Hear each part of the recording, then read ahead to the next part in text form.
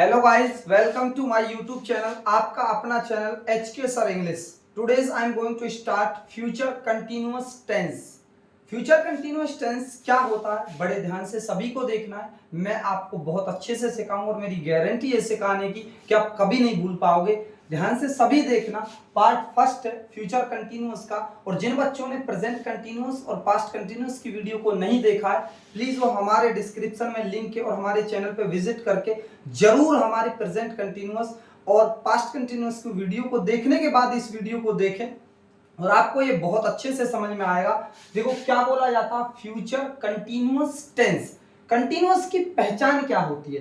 Continuous की पहचान ये होती है, मैंने आपको पहली वीडियो में बताया कि बी प्लस वी फोर्थ। जिस बच्चे के माइंड में ये बात सेट हो गई कि be plus v fourth, be की फॉर्म होती है is, are, am, was, were and be, ये फॉर्म ऑफ बी होती है और इनके बाद में ही आपको आईएनजी फॉर्म लगानी है, उसी को कंटिन्यूअस टेंस फॉर्म बोला जाता है। जैसे देखो फ्यूचर की पहचान क्या होती है, अगर लास्ट में गा आ जाए, गे आ जाए, तो ये फ्यूचर की पहचान होती है। और कंटिन्यूअस की पहचान क्या होती है कि रहा, रहे, रहो, कुछ भी आ जा, रहा। दैट मीन्स ये है जो जिस वर्क में कंटिन्यूटी दिखाई जाए, जिस वर्क में उसका जारी होना दिखाया जाए, जो वर्क उस समय चल रहा हो, मतलब आपके आंखों के सामने वो वर्क चल रहा हो, उसे कंटिन्यूअस बोला जाता है। और कंटिन्यूअस फ्यूचर कंटिन्यूअस टेंस का स्ट्रक्चर है, सब्जेक्ट विल लगाना है या शैल लगाना है, प्लस बी है या प्लस वी फोर्थ है, प्लस अदर पार्ट है,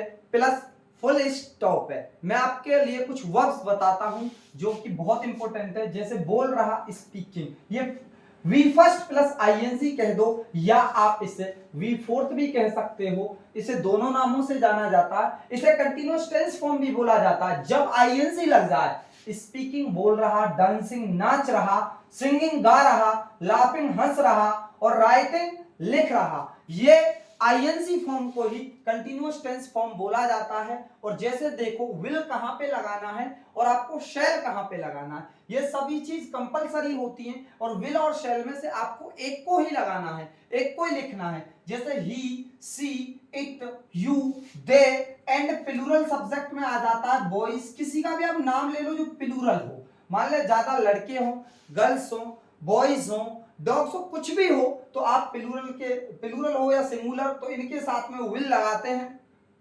और सिर्फ आई और वी के साथ, आई मैं के लिए लगता है और वी हम के लिए लगता है। आई और वी के साथ आपको ओनली शैल लगाना है। और leave then I and we, you can use only will. All, सभी के साथ में आपको विल लगाना है, आई और वी को छोड़कर। जैसे एग्जांपल मैंने लिखा है कि वह जा रहा होगा। आपको सबसे पहले, आप हिंदी मीडियम वाले बच्चों को प्रॉब्लम होती है, को पहचाने कैसे ये कौन सा टेंस है। आपको सबसे पहले बिगिनिंग में देखना है सब्जेक्ट क्या है, फिर आपको लास्ट में देखना है कि टेंस कौन सा है, मतलब समय कौन सा है, प्रेजेंट है, पास्ट है या फ्यूचर है। अगर इसमें गा आ गया तो फ्यूचर है। अगर आपको यह पता लग गया कि फ्यूचर है, या तो विल लगाना है या शैल, सब्जेक्ट के जस्ट बाद ही विल।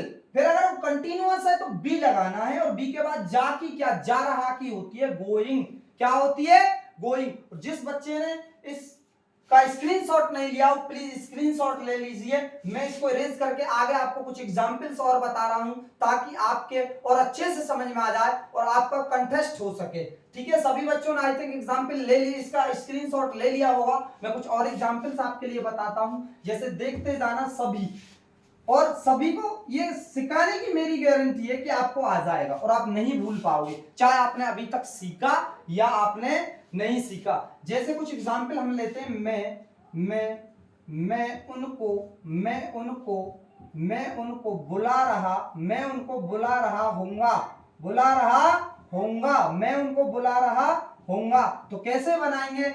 आई के साथ क्या लगाना? शैल, और बी लगाना है। फिर आपको बुलाने की कॉलिंग, क्या लगाना है? कॉलिंग।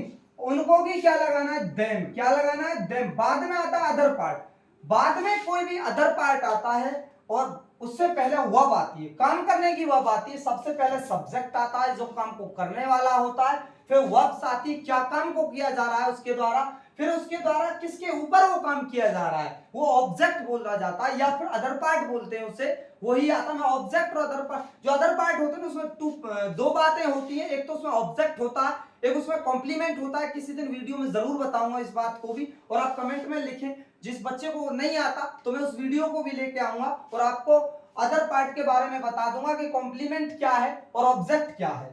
और देखते हैं एग्जाम्पल और ले रहा हूं मैं, जैसे वह खाना खा रहा होगा, वह खाना खा रहा होगा, वह खाना खा रहा होगा।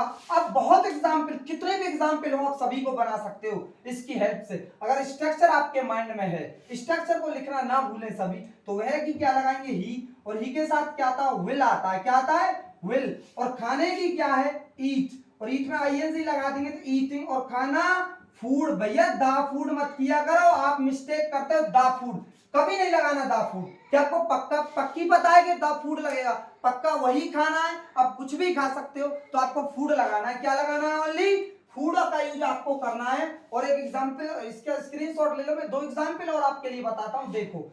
अब इसमें इंपॉर्टेंट बात क्या वो बता रहा हूं कि विल ही लगाया शैल।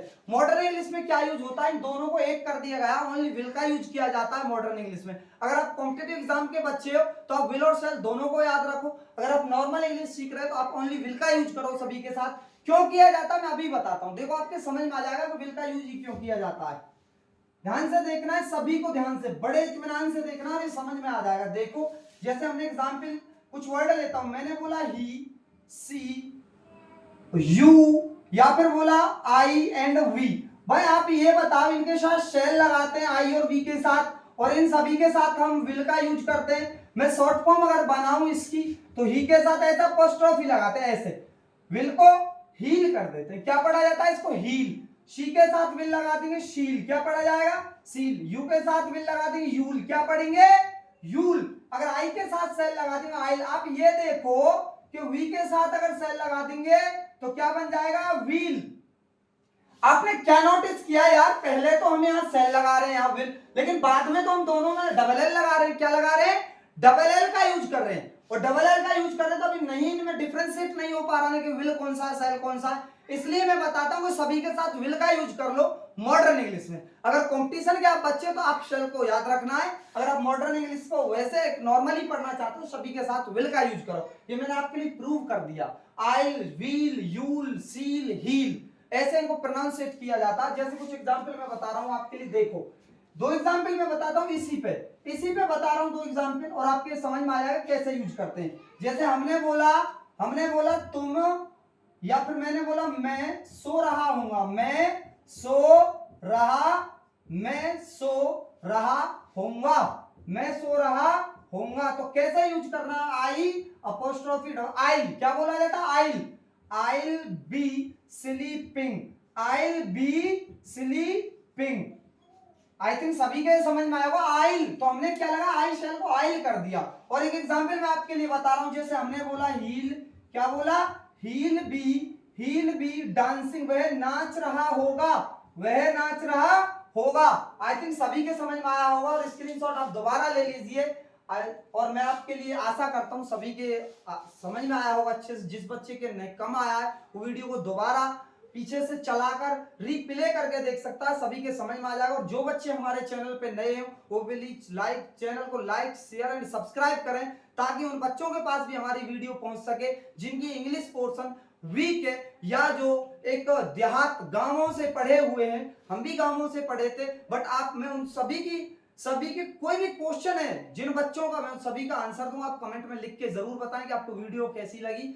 Thanks a lot.